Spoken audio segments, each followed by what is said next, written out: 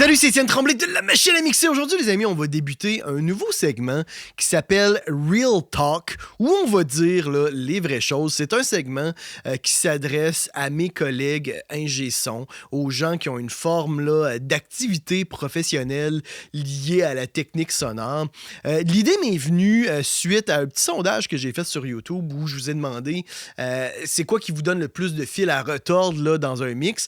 Puis les premières réponses que j'ai eues étaient tous dirigés vers la relation client, sur les problématiques avec le client, etc. Alors, dans ce premier segment Real Talk d'aujourd'hui, je vais vous parler de quel genre de client vous devez absolument éviter et comment potentiellement le reconvertir puis quand même le garder comme client, mais sans tomber dans l'erreur de faire un mix pour lui. Et puis là, si vous êtes un de mes clients, je vous le dis tout de suite, cette vidéo-là ne s'adresse pas du tout à vous. Je ne suis pas en train de vous passer un message. Des clients comme celui que je vais vous décrire, j'en ai un à tous les 5 ans.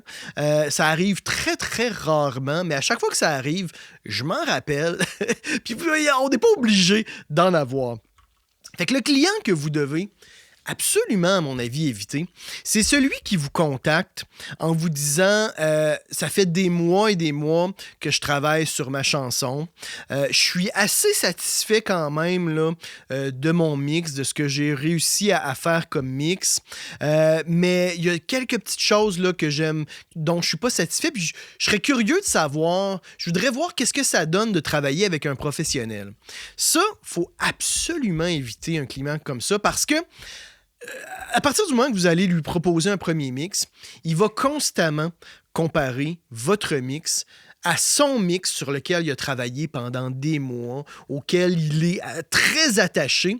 Puis toutes les révisions de mix que vous allez faire, puis vous allez en faire des révisions, vous allez en faire une tralée. Toutes les révisions que vous allez faire vont uniquement avoir comme but de rapprocher votre mix de son mix.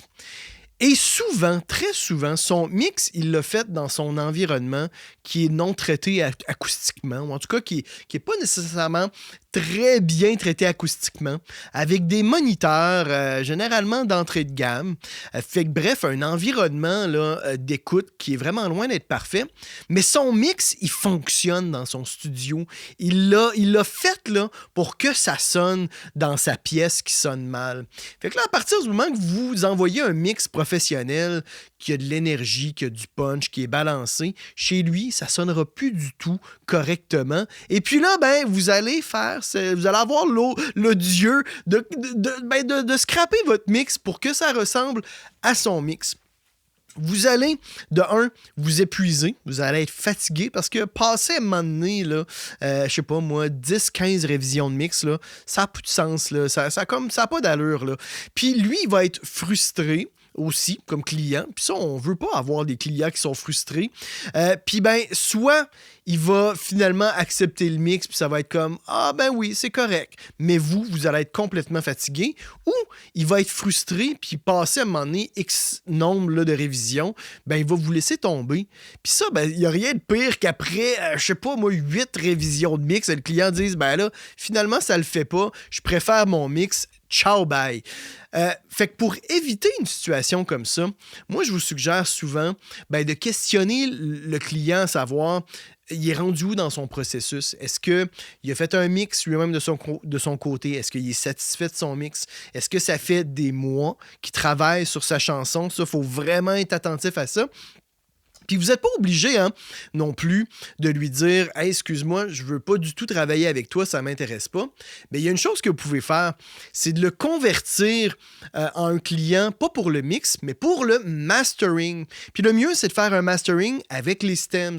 Fait que le client garde son mix, il vous exporte un stéréo de référence de son mix, comme ça, vous savez exactement c'est quoi qu'il aime, et ben, vous travaillez avec les stems, mettons batterie, basse, guitare, voix, etc., jusqu'à, maximum de 8 pistes. Là.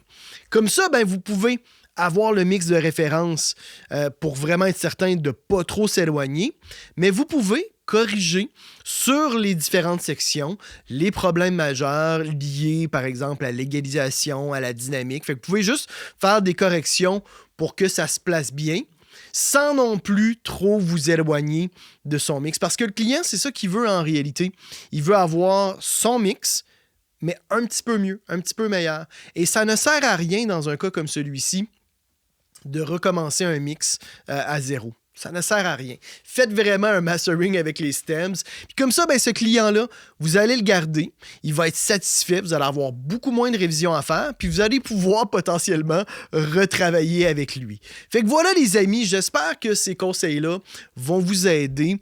N'hésitez pas à me faire des suggestions pour ce segment-là, un Real Talk, qui, encore une fois, s'adresse vraiment à mes collègues, ingé son, là, à vous qui avez une activité professionnelle.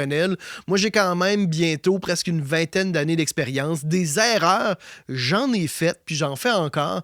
Et vous n'êtes pas, vous n'êtes pas obligé de faire les mêmes erreurs. Puis après, hein, on n'est pas obligé de parler uniquement d'erreurs. Hein. Je peux vous donner des conseils d'ordre général sur comment avoir une business qui fonctionne, qui se tient dans le monde du son, de l'ingénierie sonore. Fait que c'est tout, les amis. Mettez un petit pouce bleu si vous avez apprécié cette capsule-là. Abonnez-vous évidemment à ma chaîne YouTube et dans tous les cas, on se retrouve la semaine prochaine. C'est Étienne Tremblay pour La Machine à mixer.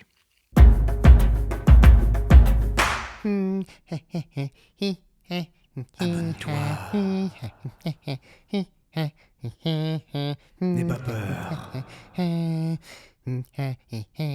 Allez, clique.